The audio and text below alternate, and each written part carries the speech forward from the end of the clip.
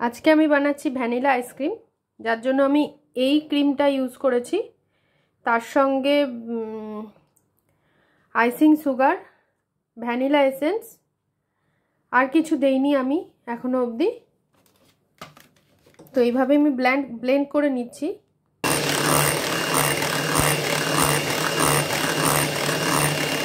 এর মধ্যে আমি 1 চামচ কর্নফ্লাওয়ার দিয়ে দিলাম।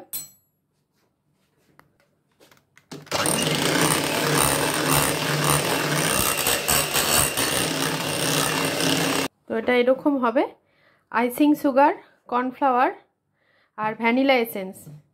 আর হালকা করে ভ্যানিলা আইসক্রিমের আমি একটু ফুড কালার দিয়েছি, রেড কালারই অল্প করে দিয়েছি।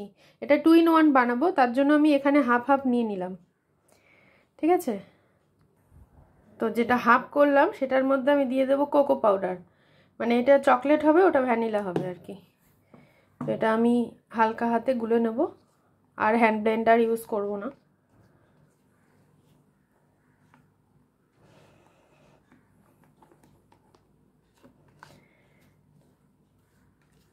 এটা আপনারা চকলেট যে ডার্ক ক্রিমটা আছে সেটাও ইউজ করতে পারেন।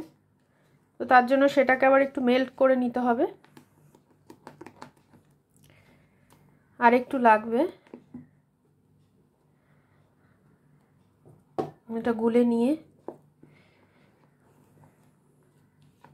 আমি প্রসেসটা দেখালাম। তারপরে মোটামুটি ফ্রিজে 6-7 ঘন্টা যদি ডিপ ফ্রিজে থাকে আর কি, মানে পুরো ফুল এতে, তখন তাহলে হয়ে যাবে।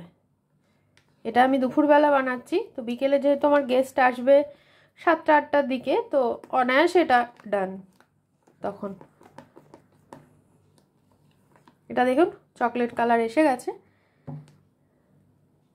চাইলে আপনারা আর একটু ডার্ক করতে পারেন, মানে আমারই নিজেরই মনে হচ্ছে আর একটু ডার্ক করব। আমি এই কালারটাই চাইছিলাম, তো এটা করে নিলাম। আর এবার আমি এই চোকো চিপসগুলো দেব এটার মধ্যে, আর এই হোয়াইট চকলেট চিপসগুলো দেব এটার মধ্যে, যাতে কালারফুল হয়। আর এগুলো একটু ওপর দিয়ে দেবো।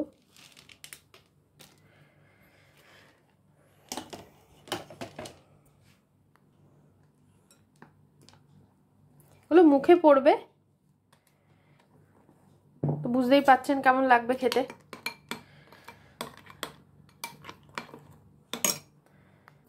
এইভাবে হাফ হাফ করে যেরকম দোকানে থাকে এরকম লেয়ার করে ঢেলে নেব, ওপরে গার্নিশ করে আপনাদের দেখাচ্ছি। এটা এবার ডান বন্ধুরা। এবার 6 ঘন্টার জন্য আর নড়াচড়া নয়, ফ্রিজে চলে যাবে। পুরো এয়ারটাইট কৌটো এটা আমার। ঠিক আছে।